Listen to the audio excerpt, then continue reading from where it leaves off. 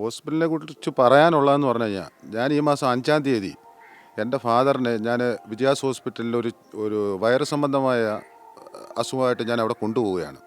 അതൊരു ഏകദേശം ഒരു 12 മണിയോട് കൂടിയാണ് ഇവിടുന്ന് കൊണ്ടുവന്നത്. ഒരു ഓട്ടോയിലാണ് കൊണ്ടുപോകുന്നത്. അങ്ങനെ ഓട്ടോയിൽ കൊണ്ടുപോയി വയറിന് മോഷൻ പോയില്ലെന്നുള്ളതിന് ആണ് കൊണ്ടുപോകുന്നത്. അവിടെ കൊണ്ടുവന്ന് ചെല്ലുകയും നമ്മൾ അവിടെ ചെന്ന് ഓട്ടോയിൽ നിന്ന് അവിടെ ആളിനെ ഇറക്കുകയും അത് കഴിഞ്ഞിട്ട് നമ്മൾ ഈ ഡോക്ടറിനെ സമീപിക്കുക. അങ്ങനെ നമ്മൾ പറഞ്ഞു ഇനിമ വെക്കണം, ഇന്നുപോലെ വയറ്റ് സംബന്ധമായുള്ള പ്രോബ്ലമാണ്, അത് മോഷൻ പോയില്ല 4 ദിവസമായിട്ട്.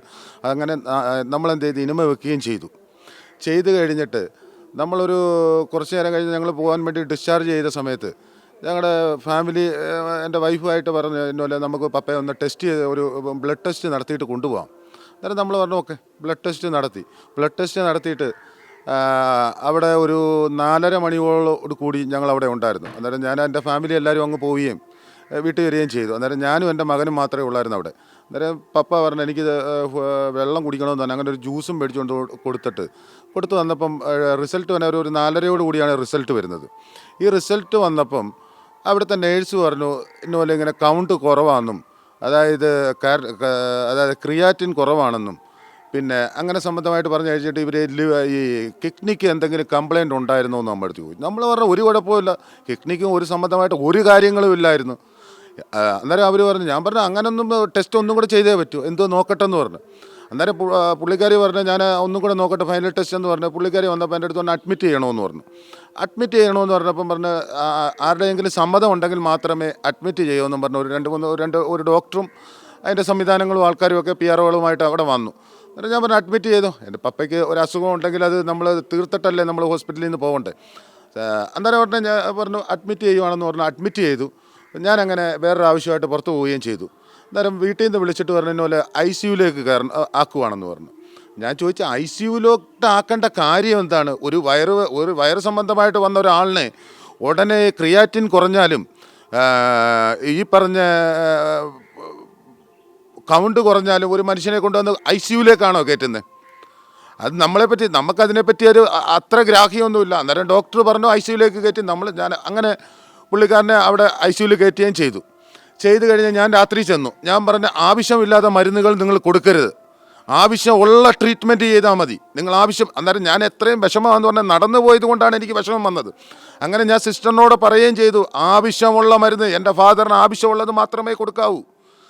അങ്ങനെ ഞാൻ വൈകിട്ട് പോരുകയും ചെയ്തപ്പം ഞാൻ അങ്ങനെ വീട്ടിൽ പറഞ്ഞു ഇന്നുപോലെ പിറ്റേന്നായപ്പം ICUന്ന് ഇറക്കാൻ. ഞാൻ പറഞ്ഞു ICUന്ന് ഇറക്ക്, എന്തോ കാര്യത്തിന് ഇവിടെ ICUയിൽ ഇട്ടേക്കുന്നത്. അങ്ങനെ റൂം ബുക്ക് ചെയ്യുകയും ചെയ്തു. ഉച്ചയോടുകൂടി നമ്മൾ റൂം ബുക്ക് ചെയ്തു. അങ്ങനെ റൂം ബുക്ക് ചെയ്തപ്പോൾ 211 എങ്ങാണ്ടാണ് തോന്നുന്നു നമ്പർ. ആ നമ്പർ B ബ്ലോക്കിലേക്ക് ബുക്ക് ചെയ്യുകയും ചെയ്തപ്പം നമ്മൾ പറഞ്ഞ ആളിനെ ഇങ്ങോട്ട് മാറ്റണമെന്ന് പറഞ്ഞു. അവർ മാറ്റിയത് ഏകദേശം ഒരു 9 മണിയോ 8 മണിയോ കഴിഞ്ഞു അവർ റൂമിലേക്ക് മാറ്റാൻ വന്നിട്ട്. റൂമിലോട്ട് മാറ്റിയപ്പോൾ ഞാനന്നേരം വിളിച്ചു ചോദിച്ചു ഇന്നുപോലെ നമുക്ക് ICUയിൽ 24 hour ഉണ്ടല്ലോ, അന്നേരം ഇതിൽ കൂടുതലുണ്ട്, നീ ഒരു കാര്യം ചെയ്യണം, അവിടെ താഴെ പോയി എൻ്റെ വൈഫിനോട് പറഞ്ഞ് താഴെ പോയി അന്വേഷിക്കണം എന്താണ് ഇന്നുപോലെ ഇങ്ങനെ കൂടുതൽ സമയം ഇട്ട് കഴിഞ്ഞാൽ പിന്നെ അവർ 1.5 ദിവസത്തിൻ്റെ പൈസ എടുക്കും. അന്നേരം പറഞ്ഞ് പോയി അന്വേഷിക്കുകയും ചെയ്തു. അത് കഴിഞ്ഞ് പുള്ളിക്കാരനെ റൂമിലേക്ക് മാറ്റുകയും പിറ്റേന്ന് രാവിലെ ഞാൻ അവിടെ ചെല്ലുകയും ചെയ്തു. ചെന്നപ്പം രാവിലെ എൻ്റെ പപ്പ എൻ്റെ അടുത്ത് പറഞ്ഞു ഇന്നുപോലെ എനിക്ക് വെള്ളം വേണം, തണുത്ത വെള്ളം വേണം. അങ്ങനെ വെള്ളവും ഇടിയപ്പവും കഴിച്ച് ഫുഡും കഴിച്ചിട്ട് അവിടെ സംസാരം അധികം പുള്ളിക്ക് ട്രീറ്റ്മെൻറ്റ് അവരെന്തോ മരുന്നുകൾ കൊടുത്തതിനകത്ത് എന്തോ കാര്യങ്ങളുണ്ട്, പുള്ളി അധികം സംസാരിക്കാതെ വന്നു. ഇവിടെ നല്ല രീതിയിൽ സംസാരിച്ചുകൊണ്ടിരുന്നേ, വീട്ടിൽ നല്ല രീതിയിൽ സംസാരിച്ചുകൊണ്ടിരുന്നേ, എല്ലാ കാര്യങ്ങളും സംസാരിച്ചുകൊണ്ടിരുന്നേ, ഒരു കുഴപ്പമില്ലായിരുന്നേ. ഈ വയറ് സംബന്ധമായുള്ള കുഴപ്പമല്ലാതെ വേറെ ഒന്നുമില്ലായിരുന്നു. അങ്ങനെ ഞാൻ എന്ത് ചെയ്തു, ഞാൻ എൻ്റെ വേറൊരു ആവശ്യമായിട്ട് ഞാൻ പുറത്തു പോവുകയും ചെയ്തു. അങ്ങനെ എന്നെ വിളിച്ചിട്ട് പറഞ്ഞു പപ്പയ്ക്ക് ആളിന് കുഴപ്പമാണ് എന്നുപോലെ അവർ സിസ്റ്റർമാരും എല്ലാവരും കൂടെ വന്നിട്ട് ഉടനെ തിരിച്ച് ICUലേക്ക് പിറ്റേ ദിവസവും കൊണ്ടുപോവാണ്. നമുക്കിതിനെപ്പറ്റി അറിയത്തില്ല, നമുക്ക് അസുഖമാണ് മാറേണ്ടത്. അങ്ങനെ രാത്രിയോടുകൂടി ഡോക്ടർ രാത്രിയോ വൈകിട്ടോ ആണെന്ന് തോന്നുന്നു, നമ്മൾ എപ്പോഴാണ് പറഞ്ഞതെന്ന് എനിക്ക് ഓർമ്മയില്ല. വീട്ടിൽ നിന്ന് എൻ്റെ അടുത്ത് പറഞ്ഞു നാളെ രാവിലെ ടെസ്റ്റ് എല്ലാം ചെയ്യണം, ഡോക്ടറിൻ്റെ പോലെ ഒരു 10,000 രൂപയോടുകൂടി വരുമെന്നും പറഞ്ഞു. അങ്ങനെ ഒരു 10,000 രൂപ ഞാൻ ഏൽപ്പിക്കുകയും എൻ്റെ അച്ഛൻ്റെ പെങ്ങളാണ് അവിടെ നിന്നത്. രാവിലെ പുള്ളിക്കാരിയെ ഏൽപ്പിച്ചിട്ട് ഞങ്ങളിഞ്ഞ് പോരുന്നത്. ഞങ്ങൾക്ക് വീട്ടിൽ ആരുമില്ല, ഞാനും എൻ്റെ വൈഫും അമ്മയും മാത്രമേ ഉള്ളൂ. അവർക്കൊന്നും അല്ല വലിയ ഗ്രാഹികളൊന്നുമില്ല. അങ്ങനെ ഇവിടെ വന്നു കഴിഞ്ഞപ്പം ടെസ്റ്റ് ചെയ്യുകയും ചെയ്തു. അങ്ങനെ ഡോക്ടർ വന്നിട്ട് പറഞ്ഞു എത്രയും പെട്ടെന്ന് ഞാനുമായിട്ട് കാണണമെന്ന്, യൂറോ ഡോക്ടറെ പോയി കാണണമെന്ന്. അങ്ങനെ പിറ്റേന്ന് രാവിലെ 9 മണിയോടുകൂടിയോ 10 മണിയായെന്ന് തോന്നുന്നു, ടൈം എനിക്ക് അത്ര സമയം അറിയില്ല. എന്നാലും പിറ്റേന്ന് മൂന്നാം ദിവസം രാവിലെ ഞാൻ ഡോക്ടറെ പോയി കാണുകയും ഡോക്ടറെ പോയി കണ്ടപ്പം യൂറോ ഡോക്ടറിൻ്റെ ഒ പിയിൽ ഞാൻ പറഞ്ഞ മാത്യു ജോണിൻ്റെ ആളാണെന്നും അങ്ങനെ പോയി കണ്ടു കഴിഞ്ഞപ്പോൾ ഒരു ലേഡി ഡോക്ടറും ഉണ്ട്, യൂറോ ഡോക്ടറും ഉണ്ട്. യൂറോ ഡോക്ടർ കണ്ടപ്പം ഞാൻ ചോദിച്ചു എന്താ ഡോക്ടറെ പ്രശ്നം? അന്നേരം പറഞ്ഞു ഇന്നലെ കിഡ്നിയിലും ലിവറിലും പഴുപ്പാണെന്നും അത് ഇച്ചിരി ആൻറ്റിബയോട്ടിക് കൊടുത്താൽ മാറുമെന്നും പറഞ്ഞു. അങ്ങനെ മാറുമെന്ന് പറഞ്ഞപ്പം ഡോക്ടർ തന്നെ ഇങ്ങോട്ട് പറയുകയാണ് ഇച്ചിരി വിലപിടിപ്പുള്ള മരുന്നാണെന്നും 2500 രൂപയെ പുറത്തുള്ളതാണെന്നും നമ്മൾ പറഞ്ഞ് ചികിത്സിച്ചാൽ മാറുമെന്നുണ്ടെങ്കിൽ ഡോക്ടർ അത് ചെയ്യണം. അന്നേരം ഇത് പ്രായത്തിൻ്റെ ഇത് വെച്ച് നമുക്ക് വേറെ കുത്തിയെടുപ്പും അങ്ങനെയുള്ള ഒന്നും നടക്കത്തില്ലെന്നാണ് ഉദ്ദേശം പറഞ്ഞത്. നമുക്ക് ചികിത്സ അവിടെ ചെയ്തു തരാമെന്ന് പറഞ്ഞു. അതുകൊണ്ടാണല്ലോ നമ്മളവിടെ 3-ാം ദിവസം അഡ്മിറ്റ് ചെയ്തത്. അങ്ങനെ 3-ാം ദിവസം ഡോക്ടർ പറഞ്ഞു നമ്മൾ ആൻറ്റിബയോട്ടിക് കൊടുത്തു കഴിഞ്ഞാൽ അത് കുറയും. ഓക്കെ, ഡോക്ടർ പറഞ്ഞതുപോലെ ആയിക്കോട്ടെ എന്നും പറഞ്ഞ് ഞാൻ അവിടെ നിന്ന് തിരിക്കുകയും ചെയ്തു. അങ്ങനെ 3-ാം ദിവസം വൈകിട്ട് അവർ ആൻറ്റിബയോട്ടിക് കൊടുക്കുകയും 3-ാം ദിവസമാണെന്ന് തോന്നുന്നു പുള്ളിയെ ഓക്സിജൻ്റെ സഹായത്തോടു കൂടിയാണ്. പിന്നെ പുള്ളിയെ ഞാൻ കണ്ട് സംസാരിച്ചിട്ടില്ല. അന്ന് ഞാൻ ഈ 2-ാം ദിവസം രാവിലെ പപ്പയെ കണ്ടതും സംസാരിച്ചതും അല്ലാതെ ഇന്ന് വരെയും ഞാൻ എൻ്റെ പപ്പയോട് സംസാരിച്ചിട്ടില്ല, ഇന്ന് ഈ നിമിഷം വരെ. അങ്ങനെ ഞങ്ങൾ 3-ാം ദിവസം ഡോക്ടർ പറഞ്ഞ മുഖാന്തരം ഞങ്ങൾ എന്ത് ചെയ്തു, ഡോക്ടർ അങ്ങനെയുള്ള കാര്യങ്ങളെല്ലാം സംസാരിച്ചല്ലോ, എന്നോലെ ഞാൻ ട്രീറ്റ്മെൻറ്റ് ചെയ്യാമെന്നും ആൻറ്റിബയോട്ടിക് കൊടുക്കാമെന്നും. അങ്ങനെ വൈകിട്ട് കണ്ടപ്പം കണ്ടീഷൻ മോശമെന്ന് പറഞ്ഞു കഴിഞ്ഞാൽ പുള്ളി ഇങ്ങനെ വെന്റിലേഷൻ മാത്രമേ ഉള്ളൂ. അന്നേരം നമ്മൾ വിചാരിച്ചു ഓക്കെ ട്രീറ്റ്മെൻറ്റ് ചെയ്യുമല്ലോ. 4-ാം ദിവസം ഞാൻ ഈ അശോക് ഡോക്ടറുമായിട്ട് സംസാരിക്കുകയും ചെയ്തു. അങ്ങനെ അശോക് ഡോക്ടർ അതിന് മുമ്പും അശോക് ഡോക്ടറുമായിട്ട് രാവിലെ സംസാരിക്കുമ്പോൾ ഓക്കെ ചിരിച്ചാണ്, പുള്ളി ഒരു ചിരിച്ച മൈൻഡിലാണ്. ഞാനും പുള്ളിയോടുത്ത് അങ്ങനെ ഞാൻ പറഞ്ഞു എൻ്റെ പപ്പയുടെ ഞാൻ അങ്ങനെ കരഞ്ഞു. അങ്ങനെ ഐസിയുവിൽ നിങ്ങൾക്ക് CCTV ഉണ്ടെങ്കിൽ നിങ്ങൾക്ക് അവിടെ കണ്ടു കഴിഞ്ഞാൽ നിങ്ങൾക്ക് മനസ്സിലാവും. എല്ലാ CCTVയിലും ഞാൻ അവിടെ ഐസിയുവിൽ കരഞ്ഞാണ് വരുന്നത് എൻ്റെ പപ്പയെ കണ്ടിട്ട്. ഞാനങ്ങനെ പപ്പയെടുത്ത് ഇങ്ങനെ നമ്മൾ കണ്ടിട്ട് നമ്മൾ എന്ത് ചെയ്യും, ഒന്നുമില്ല. അങ്ങനെ ഡോക്ടർ പറഞ്ഞു നമുക്ക് ചികിത്സിച്ച് മാറ്റാമെന്നൊക്കെ പറഞ്ഞു. നമ്മളങ്ങനെ ഓക്കെ. അങ്ങനെ 4-ാം ദിവസം നമ്മൾ കണ്ടിട്ട് ചികിത്സ ശരിയാവുന്നില്ല എന്നല്ല, കാരണം ഈ പുള്ളിയുടെ കണ്ടീഷൻ മോശമാണ്. അന്നേരം അവർ പറഞ്ഞു നമുക്ക് ഇവിടുന്ന് കൊണ്ടുപോയാൽ ആളിനെ നമുക്ക് ഇവിടെ ട്രീറ്റ് ചെയ്യാതെ വേറെ എവിടെയെങ്കിലും കൊണ്ടുപോകാനുള്ള സൗകര്യങ്ങൾ പെട്ടെന്ന് എടുത്തു കഴിഞ്ഞാൽ മരണപ്പെടുമെന്ന് പറഞ്ഞു, എന്തെങ്കിലും സംഭവിക്കുമെന്ന് പറഞ്ഞു. അന്നേരം നമ്മുടെ വീട്ടിലും എല്ലാവരും തീരുമാനം പറഞ്ഞു ഇനി എന്തോ ആയാലും വേദനിപ്പിക്കണ്ട, പുള്ളി അവിടെ കിടന്ന് എന്ത് പറ്റിയാലും നമുക്ക് എന്തോ വന്നാലും 4-ാമത്തെ ദിവസമാണല്ലോ. ഇവർ 1, 2, 3 ദിവസം ഒന്നും നമ്മളോട് പറഞ്ഞില്ല. ഇവർ ട്രീറ്റ്മെൻറ്റ് നമ്മളൊരു വിജയ ഹോസ്പിറ്റൽ എന്ന് പറഞ്ഞാൽ നല്ലൊരു ഹോസ്പിറ്റലായിരുന്നു. നമുക്കതിനെപ്പറ്റി ഒരു പരാതിയോ കാര്യങ്ങളോ മുന്നിലില്ല. നമ്മൾ ഇന്നത്തെ കാര്യമാണ്, നമുക്ക് അനുഭവം വന്നപ്പോഴാണ് നമ്മളിത് പറയാൻ കാരണം. അല്ലാതെ മുന്നേ നമുക്ക് പരാതികളോ അല്ലെങ്കിൽ പരിവട്ടങ്ങളോ ഒന്നുമില്ല. എൻ്റെ വൈഫിൻ്റെ ഡെലിവറി ആയാലും എൻ്റെ പപ്പയെ ഒരു 6 മാസം മുമ്പ്, അത് 6 മാസമാണെന്ന് എനിക്കറിയില്ല, ഒക്ടോബർ മാസം 11-ാം തീയതി വീട്ടിൻ്റെ മണ്ടയിൽ നിന്ന് വീണിട്ട് ഞാൻ അവിടെ കൊണ്ടുപോയി ചികിത്സ ചെയ്യുക. അവിടെ ശിവപ്രസാദ് ഡോക്ടറാണ് നോക്കിയത്. അങ്ങനെ 10 വാരിയല് പൊട്ടിയെന്ന് പറഞ്ഞു. നമ്മളൊന്നും അന്വേഷണത്തിനോ അല്ലെങ്കിൽ മറ്റു കാര്യങ്ങൾക്കോ പോയിട്ടില്ല. അന്നേരം 10 വാരിയല് പൊട്ടിയ ഒരു 69 വയസ്സുകാരൻ 1 മാസം കഴിയുമ്പോൾ നമ്മൾ കൊട്ടാരക്കര പഞ്ചായത്തിൻ്റെ കാര്യങ്ങളെല്ലാം ബെഡെല്ലാം എടുത്തുകൊണ്ട് വരിക, എല്ലാ സഹായങ്ങളും നമ്മൾ കൊട്ടാരക്കര മുനിസിപ്പാലിറ്റിയുടെ ആൾക്കാർ നമുക്ക് ചെയ്യുകയും ചെയ്തു. അങ്ങനെ നമ്മൾ വിചാരിച്ച് എഴുന്നേക്കത്തില്ലെന്ന്. അങ്ങനെ അവിടുത്തെ അറ്റൻഡറാണ് ഇവിടെ വന്ന് ക്ലീൻ ചെയ്യുക, എല്ലാ കാര്യങ്ങളും ചെയ്യാൻ വന്നത്. എന്നിട്ട് പോലും നമ്മൾ എഴുന്നേക്കത്തില്ലെന്ന് പറഞ്ഞ വ്യക്തി 1 മാസം കഴിഞ്ഞപ്പം എഴുന്നേറ്റ് ഈ പരിസര പ്രദേശങ്ങളിലുള്ള വീട്ടുകളിലെല്ലാം ചോദിച്ചു നോക്കിയാൽ മതി, പുള്ളി ഇവിടെ എല്ലാം ഇറങ്ങി നടക്കും. വയലിൽ വരെ ഇറങ്ങിപ്പോവും. വയലിൽ ഇറങ്ങിപ്പോയി കൊല വരെയും വെട്ടിക്കൊണ്ട് വന്ന ഒരു 2-3 ഈ 5-ാം തീയതിക്ക് മുമ്പ് ഏകദേശം ഒരു 30-ാം തീയതി.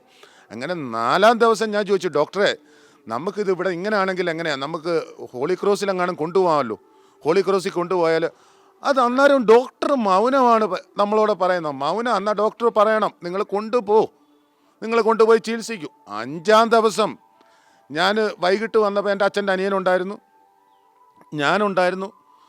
അങ്ങനെ ഇരുന്നപ്പോൾ വേറൊരു രോഗിയുടെ ഒരു കാര്യമായിട്ട് നമ്മുടെ ഒരു 5-6 ഫ്രണ്ട്സ് അവിടെ വന്നപ്പോൾ അവരെന്ത് ചെയ്ത് സുല്ലണ്ണ എന്താണ് സംഭവം. അങ്ങനെ ആ ഫ്രണ്ട്സുകൾ 5 എണ്ണം കൂടെ, കാരണം അവരെല്ലാവരും ഒരു പൊതുപ്രവർത്തനം ഉണ്ടായിരുന്നു, കൊട്ടാരക്കരയിൽ ഒരു പൊതുപ്രവർത്തനം ഉണ്ടായിരുന്നു. അവർ കണ്ടിട്ട് പറഞ്ഞു, അവിടുത്തെ നേഴ്സിനോട് പറഞ്ഞു ഇത് നമ്മുടെ ചേട്ടൻ്റെ അച്ഛനാണ്, എല്ലാ കാര്യങ്ങളും ആ പൊതുപ്രവർത്തനം പറയുകയും ചെയ്തു.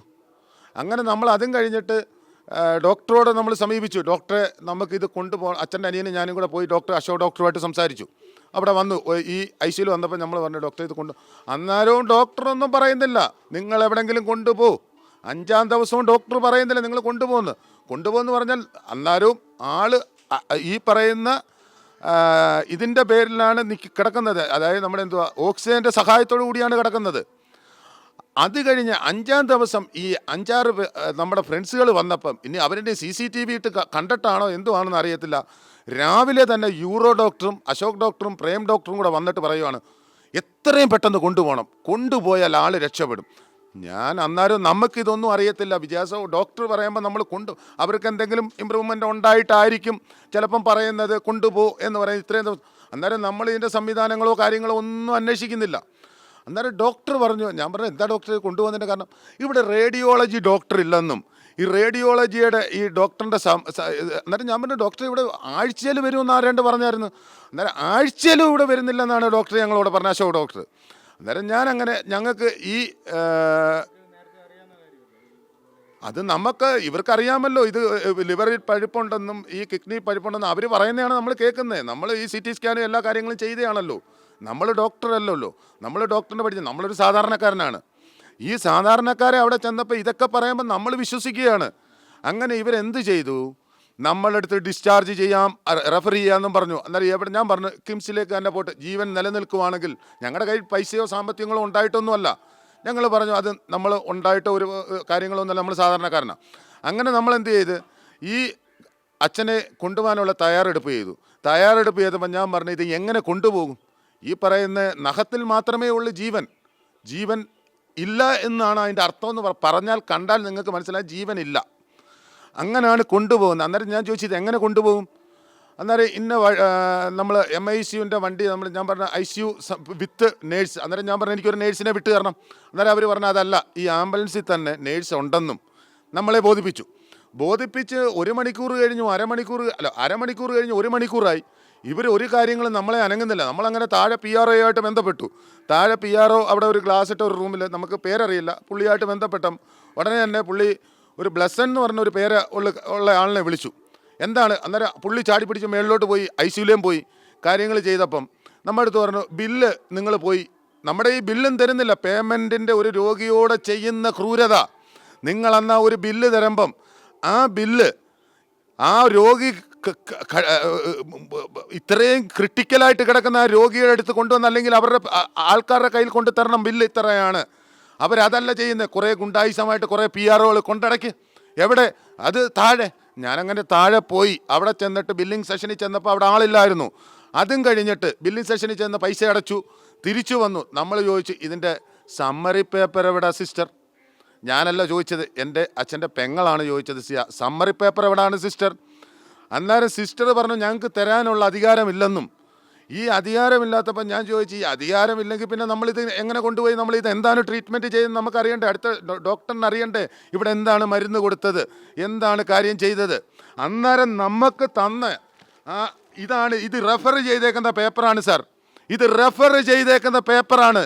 കൊട്ടാരക്കര വിജയാസ് ഹോസ്പിറ്റലിൽ തന്നേക്കുന്ന റെഫർ ചെയ്യുന്ന പേപ്പർ. അന്നേരം അവർ പറഞ്ഞ് റെഫർ ചെയ്ത പേപ്പർ തിരിച്ചു തരാൻ പറഞ്ഞു. അന്നേരം നമുക്കറിയത്തില്ല ഇനി ഇതിൻ്റെ പേര് വെച്ചായിരിക്കുമെന്ന്. അന്നേരം ഞങ്ങൾക്ക് തന്നതാണ് സാർ ഇതാണോ സമ്മറി പേപ്പർ? ഇതാണോ നിങ്ങളുടെ കൊട്ടാരക്കര വിജയാസ് ഹോസ്പിറ്റലിലെ സമ്മറി പേപ്പർ? നിങ്ങൾ പറയണം.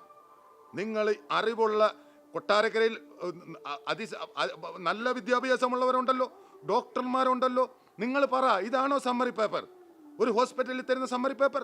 നമുക്ക് അന്നേരവും സംശയമില്ല, ഒരു സംശയവുമില്ല. അങ്ങനെ നമ്മൾ ഇത് MICUവിൻ്റെ സഹായത്തോടു കൂടി ഈ നേഴ്സിൻ്റെ സഹായത്തോടു കൂടി നമ്മളിത് തിരുവനന്തപുരത്തേക്ക് കൊണ്ടുപോയി. കിംസിലേക്ക് കൊണ്ടുപോയി. ഞാൻ അകത്തുണ്ടായിരുന്നു. അന്നേരം ഞാൻ അകത്ത് ചെന്നപ്പം ഇത് സിസ്റ്ററും അവിടുത്തെ ഡോക്ടർ സംവിധാനങ്ങളും എല്ലാ കാര്യങ്ങളും നമുക്ക് ഉടനെ അതിനുള്ള സംവിധാനം ചെയ്തു. അവരുടനെ എന്ത് ചെയ്തു, CT സ്കാനിൻ്റെ സെഷനിലേക്ക് കൊണ്ടുപോയപ്പം ആദ്യം കൊണ്ടുപോകുന്ന സമയത്ത് ഞാൻ അവിടുന്ന് വെളിയിൽ ഞങ്ങൾക്ക് അനുവാദമില്ല അകത്തെടുക്കാനുള്ള സമയത്ത്. അങ്ങനെ ഞങ്ങൾ വെളിയിൽ നിൽക്കുകയും ചെയ്തു. വെളിയിൽ നിന്ന സമയത്ത് ഉടനെ അവിടുന്ന് കൊണ്ടുപോയ മെയിൽ നേഴ്സ് വന്നിട്ട് പറഞ്ഞു അച്ഛൻ ഇന്നുപോലെ ശ്വാസം കിട്ടുന്നില്ലെന്നും വെന്റിലേറ്ററിലേക്ക് കയറ്റണമെന്നും പറഞ്ഞു. ഒക്കെ വെന്റിലേറ്ററിലേക്ക് അവർ ഒരു 7-10 ഡോക്ടറും അതിൻ്റെ സംവിധാനങ്ങളും കിംസിൻ്റെ ഞാൻ എൻ്റെ ജീവിതത്തിൽ ആദ്യമായിട്ടാണ് കാണുന്നത്. ഇത്രയും സംവിധാനത്തിൽ ഡോക്ടർമാർ വന്ന് ഈ വെന്റിലേറ്റർ ഇടുവാണ്. അണ്ണാക്കിലേക്ക് ഞാൻ കാണുന്ന കഥയാണ് ഞാൻ പറയുന്നത്, സത്യസന്ധമായ കാര്യങ്ങൾ. അണ്ണാക്കിലേക്ക് ഒരു കമ്പി പോലൊരു സാധനം ഇട്ടിട്ട് ഇവർ അന്നേരത്തിന് പിന്നെ ശ്വാസം കൊടുക്കുകയാണ്. ഇതും കഴിഞ്ഞിട്ട് കുറച്ച് നേരം കഴിഞ്ഞപ്പം ഈ കൊണ്ടുപോകുന്ന ഈ കൊണ്ടുപോകുമ്പം ഈ ഉള്ള വെന്റിലേറ്ററുണ്ട്, ആ സംവിധാനത്തിൽ അടുത്ത CT സ്കാനിലേക്ക് കൊണ്ടുപോയി അവർ കൊണ്ടുപോയി കഴിഞ്ഞിട്ട് കുറച്ച് നേരം കഴിഞ്ഞപ്പോൾ ഇതിൻ്റെ റിസൾട്ട് വന്നു. എല്ലാം എത്രയും പെട്ടെന്നാണ് റിസൾട്ട് വരുന്നത് അവിടെ. ഉടനെ ആ സംവിധാനത്തിൽ ഉടൻ തന്നെ നമുക്ക് വേണ്ട ഒരു മണിക്കൂറോ 2 മണിക്കൂറോ കഴിഞ്ഞപ്പോൾ നമ്മളെ വിളിച്ചു. ഇന്നപോലെ ഈ പറഞ്ഞ ഡോക്ടർ പറഞ്ഞ ഈ പഴുപ്പോ അങ്ങനെയുള്ള കിഡ്നിയിലോ ലിവറിലോ പഴുപ്പില്ല, യൂറിനിലാണ് പഴുപ്പ്. അത് നേരത്തെ ഇതിനകത്ത് അന്നേരവും പറയാതെ ഇവർ പറഞ്ഞു ഈ പറഞ്ഞ മരുന്നുകൾ തെറ്റാണ്, ആൻറ്റിബയോട്ടിക്കിൽ കൊടുത്തത് തെറ്റാണ്. അവരന്നേരം പറഞ്ഞു ഓക്കെ ലീവ് ഇറ്റ്. അന്നേരം അവിടുത്തെ ഹോസ്പിറ്റലിലെ കാര്യം അവിടെ ഇനി ഞങ്ങളാണ് ട്രീറ്റ്മെൻറ്റ് ചെയ്യുന്നത്. അവിടെ ചെയ്തതിനെ പറ്റി നമ്മളൊന്നും അവർ പറഞ്ഞില്ല, പറയാതെ പറഞ്ഞു അവർ. നമ്മൾ സത്യമാണ് സാർ നമ്മൾ പറയുന്നത്, നമ്മൾ കറക്റ്റായ കാര്യങ്ങളാണ്. ഈ കൊട്ടാരക്കര ജനങ്ങളോട് ഞാൻ സത്യസന്ധമായ കാര്യങ്ങളാണ് പറയുന്നത്, അല്ലാതെ ഞാൻ ഒരു കാര്യങ്ങളും മുന്നിൽ നിന്നോ അല്ലെങ്കിൽ പിന്നിൽ നിന്നോ ഞാൻ ആരുടെയും കാര്യം പറയുന്നില്ല. എൻ്റെ അനുഭവമാണ് പറയുന്നത്. നിങ്ങളെല്ലാവരും ഈ അനുഭവങ്ങൾ പറയണം, എന്നാലേ ജനം അറിയൂ. അല്ലാതെ ഈ ഡോക്ടർ അങ്ങനെ ഈ പറഞ്ഞ ഉടനെ ഞാൻ എന്ത് ചെയ്തു, ഞാൻ അങ്ങനെ ഈ പറഞ്ഞ അന്നേരം ഡോക്ടർ അന്നേരം ഫൈനൽ റിപ്പോർട്ടിലേക്ക് വന്നു. CT സ്കാൻ ഫൈനൽ എടുക്കാമെന്ന് പറഞ്ഞു. അന്നേരവും പറഞ്ഞു ഇതാണ് സംഭവം, ഈ പറഞ്ഞ യൂറിൻ ഇൻഫെക്ഷനിൽ നിന്നും വന്ന് ലിവറിനും കിഡ്നിക്കും വീക്കമുണ്ട്, മറ്റ് പ്രോബ്ലങ്ങൾ. എൻ്റെ അച്ഛന് ഈ വാർത്തകാലമായിട്ട് എന്തെങ്കിലുമൊക്കെ അസുഖങ്ങൾ കാണും. അതൊന്നും നമ്മൾ ഈ വിജയാസ് ഹോസ്പിറ്റലിനെ കുറ്റം പറയുന്നില്ല. ഈ പറഞ്ഞ നമ്മൾ ഉടനെ അങ്ങനെ ഞാൻ വൈകിട്ടോടുകൂടി എൻ്റെ ഒരു ഫ്രണ്ടുണ്ട് കൊട്ടാരക്കര പൊലോമൻ ജംഗ്ഷനിൽ എൻ്റെ വെങ്കലത്ത് ഭാഗത്ത് എൻ്റെ ഒരു ഫ്രണ്ട്. അങ്ങനെ ഞാൻ ഈ നമ്മുടെ കിംസിൽ അങ്ങനെ ചോദിക്കുകയും വൈകിട്ട് അന്നേരം നമുക്ക് അടുത്ത ഡോക്ടർ വന്നപ്പോൾ എല്ലാ കാര്യങ്ങളും പറഞ്ഞ് ഇത് നമ്മൾ അവിടെ പറഞ്ഞ രോഗമല്ലെന്നല്ല, അവിടെ പറഞ്ഞ പോലെ ഈ പറഞ്ഞ എഴുതിയതുപോലെ ഈ ഡോക്ടർ പറഞ്ഞ ഈ എഴുതിയതിനകത്തെന്ന് പറയുന്നത് ഇതിനകത്ത് നമ്മുടെ ഈ കിഡ്നിയിലും ലിവറിലും എത്രയും പെട്ടെന്ന് ഈ പഴുപ്പ് കുത്തിയെടുക്കണമെന്നാണ് ഇവർ നമുക്ക് പറഞ്ഞത്. ഈ പറഞ്ഞതിനകത്ത് കാരണങ്ങളൊന്നുമില്ല, അത് കാര്യങ്ങൾ നമുക്കറിയത്തില്ല. ഈ മെഡിക്കൽ ഡിപ്പാർട്ട്മെൻറ്റോ അല്ലെങ്കിൽ മെഡിക്കൽ സംഘങ്ങളോ ആണ് ഇതിൻ്റെ അന്വേഷണം വരേണ്ടത്. ഞാൻ ഇതിനകത്ത് മെഡിക്കൽ ഡോക്ടറോ അല്ലെങ്കിൽ മെഡിക്കൽ ഫീൽഡിലോ ജോലിയൊന്നും എനിക്കില്ല. അവിടെ പറഞ്ഞ കാര്യങ്ങളെ എനിക്കറിയാവൂ, എനിക്ക് അനുഭവം മാത്രമേ ഉള്ളൂ.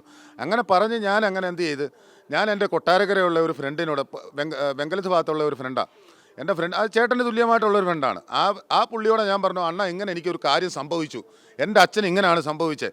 എടാ നീ ചോദിക്കണം, നീ കാര്യങ്ങൾ അന്വേഷിച്ചിട്ട് മാത്രമേ ഇതിനകത്തോട്ട് മുന്നോട്ട് ഇറങ്ങാവൂ. ഞാൻ അങ്ങനെ അവിടെ ഡോക്ടറിനെ സമീപിച്ചു, ഹോസ്പിറ്റലിനെ ബന്ധപ്പെട്ടു.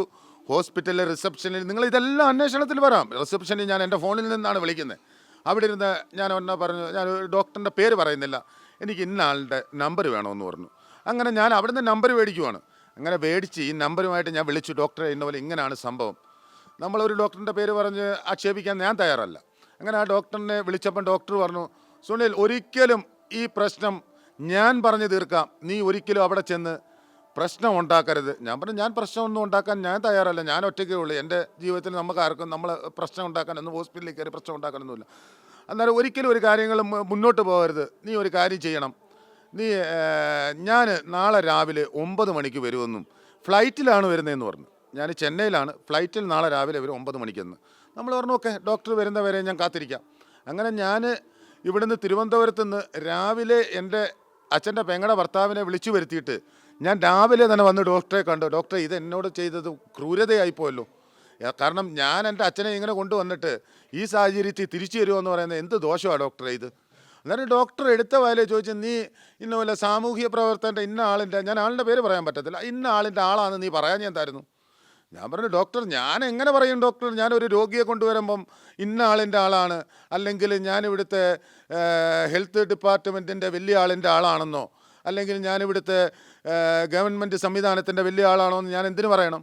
ഞാനൊരു ഹോസ്പിറ്റലിൽ കൊണ്ടുവരുന്നു, നിങ്ങൾ പൈസ നിങ്ങൾ ചാർജ് ചെയ്യുന്നു, നിങ്ങൾ ടെസ്റ്റ് ചെയ്യുന്നു, രോഗം മാറ്റുന്നു, നിങ്ങൾ ഡോക്ടറല്ലേ സാർ? അങ്ങനെ എൻ്റെ അടുത്ത് പറഞ്ഞു നമുക്ക് അശോക് ഡോക്ടറെ വിളിക്കാമെന്ന് പറഞ്ഞു. എന്താണ് പ്രശ്നമെന്ന് ഞാൻ പറഞ്ഞു ഡോക്ടറെ വിളിക്കൂ.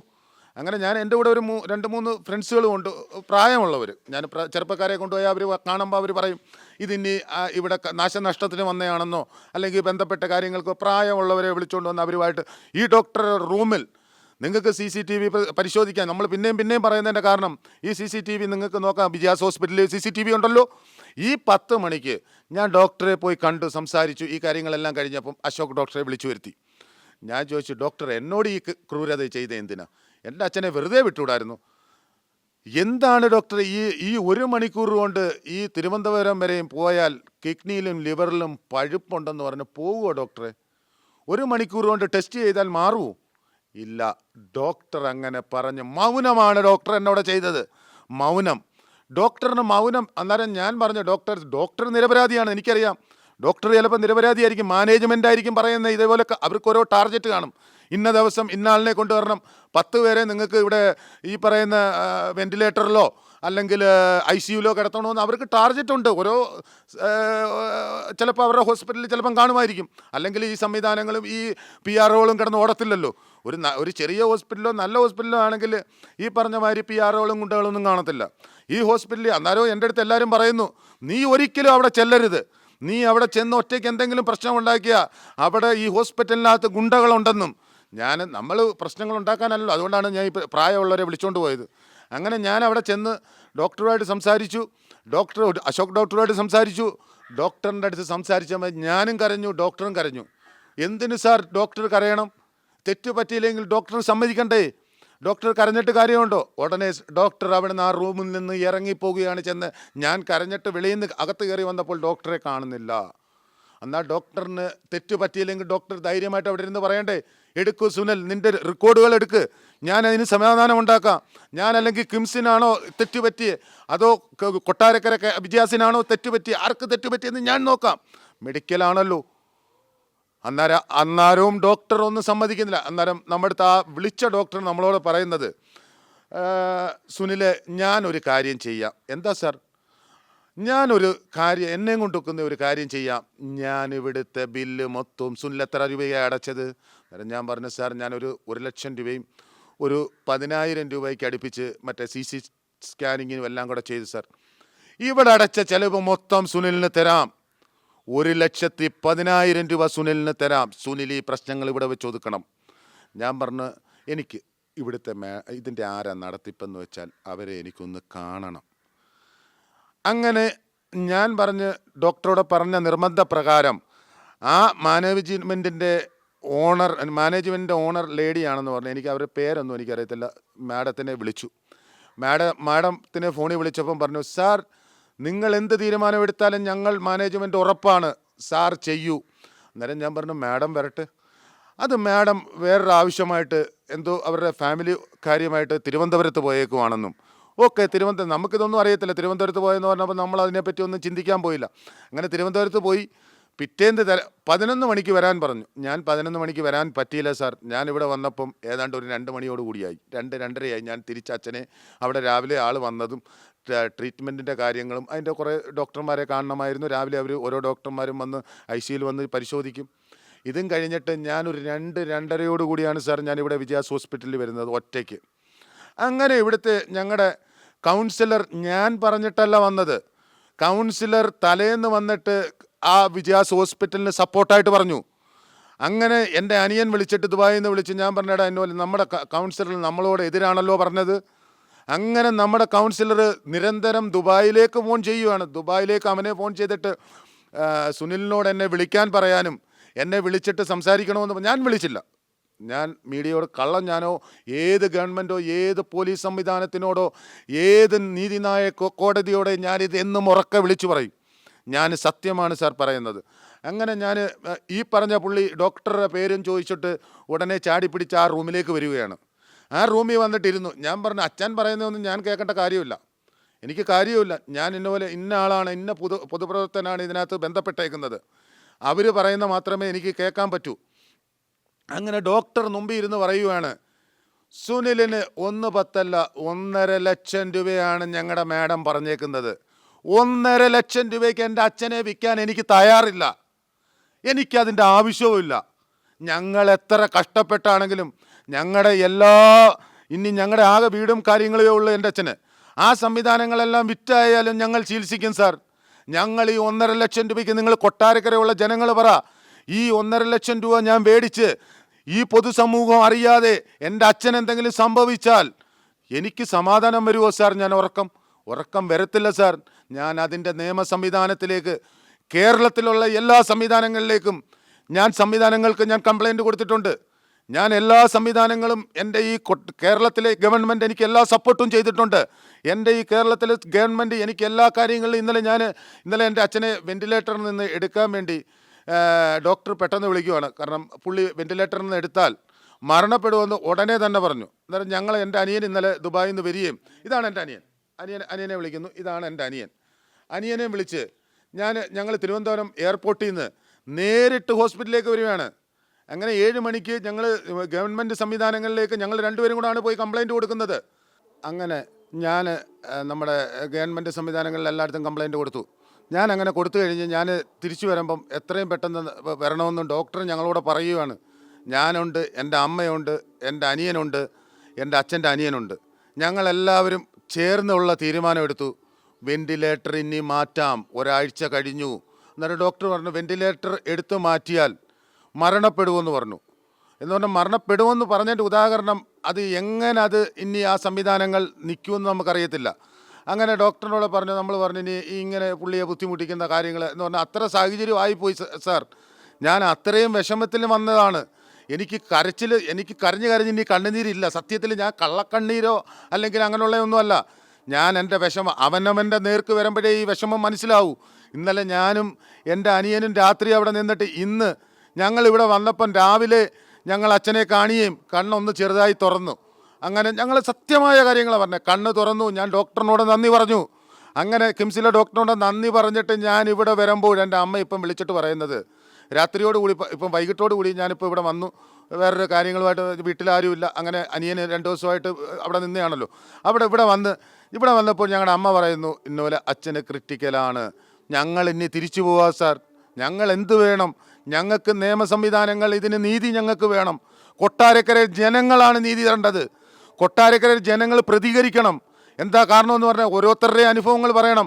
സാർ, നിങ്ങൾ നീതി മേടിച്ച് തരണം. കൊട്ടാരക്കരയുള്ള ജനങ്ങളാണ് ഞങ്ങൾക്ക് നീതി മേടിച്ച് തരേണ്ടത്. ജനങ്ങളാണ് തീരുമാനിക്കേണ്ടത് എന്താണ് വേണ്ടിയെന്ന്. ഇവിടെ ഡോക്ടർമാരുണ്ടല്ലോ, ഇവിടെ കൊട്ടാരക്കരയിൽ ഡോക്ടർമാരുണ്ട്. നിങ്ങളൊന്ന് ചിന്തിക്കണം സാർ. എൻ്റെ അച്ഛനാണ്. എൻ്റെ അച്ഛനെ ഞാൻ പൊന്നുപോലാണ് ഞാൻ കൊണ്ടു കിടക്കുന്നത്. ഞങ്ങൾ സാധാരണ ജീവിതത്തിൽ നിന്ന് വന്ന് ഇപ്പം ഞങ്ങൾക്ക് ഇങ്ങനെയൊക്കെ കഴിയാനുള്ള സംവിധാനങ്ങളാണ് ഉള്ളത്. ഞങ്ങൾക്ക് സാധാരണ ജീവിതത്തിൽ നിന്ന് വന്നവരാണ്. ഞങ്ങളുടെ അച്ഛൻ എന്നെ ഞാൻ പൊന്നുപോലെ നോക്കിയാണ്. എന്നെ കൊട്ടാരക്കര വെണ്ടാറ്റ് സ്കൂളിൽ വിട്ടാണ് ഞങ്ങളുടെ അച്ഛൻ. എച്ചിൽ പാത്രം കഴുകിയാണ് ഞങ്ങളെ വിട്ടത്. കൊട്ടാരക്കര ഞങ്ങൾ തോട്ടമുക്കി കടയുണ്ടായിരുന്നു. എച്ചിൽ പാത്രം കഴുകിയാണ് എന്നെ ഈ പഠിപ്പിക്കാനും എല്ലാ കാര്യങ്ങൾക്കും വിട്ടത്. അങ്ങനെ എൻ്റെ അച്ഛനെ ഞാൻ നോക്കണ്ടയോ? ഞാൻ 1.5 ലക്ഷം രൂപയ്ക്ക് എൻ്റെ അച്ഛനെ വിൽക്കണോ? നിങ്ങൾ പറ. എൻ്റെ അച്ഛനെ വിജയാസ് പറയുന്ന 1,10,000 തരാമെന്ന്. 1.5 ലക്ഷത്തിന് ഞാൻ വിൽക്കണോ? ജനം തീരുമാനിക്കും. ജനം പറ. 1.5 ലക്ഷത്തിന് വിൽക്കണമെങ്കിൽ ഞാൻ ഇന്ന് വേണമെങ്കിലും ചെയ്യാം. എനിക്ക് വിൽക്കാൻ താല്പര്യമില്ല. ഞാൻ ആ വിറ്റാൽ എൻ്റെ അച്ഛൻ്റെ ആത്മാവ് പോലും എന്തെങ്കിലും സംഭവിച്ചാൽ ആത്മാവ് പോലും എന്നോട് പൊറുക്കില്ല. എൻ്റെ അച്ഛൻ നാളെ എന്തെങ്കിലും സംഭവിച്ചാൽ എൻ്റെ കുടുംബം വിറ്റ് ഞങ്ങൾ വാടകയ്ക്ക് പോയാലും ശരി, ഏതറ്റത്ത് നീതി കിട്ടാൻ വേണ്ടി ഏതറ്റത്തും ഞങ്ങൾ പോകും. അത് ഞങ്ങൾ പോയേ പറ്റൂ സാർ. അല്ലെങ്കിൽ ഞങ്ങളെ വളർത്തിയ എൻ്റെ അച്ഛൻ്റെ 2 ആമക്കളാണ്. ഞങ്ങളെ വളർത്തിയ എന്താണ് അർത്ഥം സാർ? നിങ്ങൾ പറ, എന്താണ് അർത്ഥം? ഞങ്ങളത് അങ്ങേയറ്റം വരെയും പോവും. പക്ഷേ ഞങ്ങൾക്കറിയാം ഈ ഗവൺമെൻറ് ഞങ്ങൾക്ക് നീതി മേടിച്ച് തരുമെന്നും. ഇവിടുത്തെ കോടതിയായാലും സ്വമേധയാ കേസെടുക്കണം സാർ. മനുഷ്യാവകാശ കമ്മീഷൻ ഉണ്ടല്ലോ, സ്വമേധയാ കേസെടുക്കണം. എനിക്ക് സമയമില്ല. എൻ്റെ അച്ഛനെ നോക്കാൻ ഉള്ള കാര്യങ്ങളുകൊണ്ട് ഞങ്ങൾ തിരുവനന്തപുരം കിംസ് ഹോസ്പിറ്റലായതുകൊണ്ട് ഞങ്ങൾക്ക് അതിനൊന്നും കൊണ്ടു കൊടുക്കാൻ സമയമില്ല. അതുകൊണ്ട് സ്വമേധയാ മനുഷ്യാവകാശ കമ്മീഷനായാലും ഇവിടുത്തെ ഓംബുഡ്സ്മാൻ ഹെൽത്ത് ആയാലും അത് നിങ്ങൾ സ്വമേധയാ കേസെടുക്കണം സാർ. ഞാൻ എന്ത് ചെയ്യണം? ഞാൻ ഇതിൻ്റെ സംവിധാനങ്ങളിലൊന്നും എനിക്കറിവില്ല. എനിക്ക് എല്ലാവിധ ഹെൽപ്പുകളും, എനിക്ക് എല്ലാവിധ എൻ്റെ നിയമസഹായങ്ങളായാലും എൻ്റെ അച്ഛനൊന്നും വരാതിരിക്കാൻ വേണ്ടി നിങ്ങളെല്ലാവരും നിങ്ങളുടെ താഴ്മയായി ഞാൻ പറയുകയാണ്, പ്രാർത്ഥിക്കണം. എൻ്റെ അച്ഛന് ഒന്നും വരരുത്. എനിക്കത് മാത്രമേ പറയാനുള്ളൂ. എൻ്റെ വിഷമം വേറെ ഉണ്ടാവില്ല.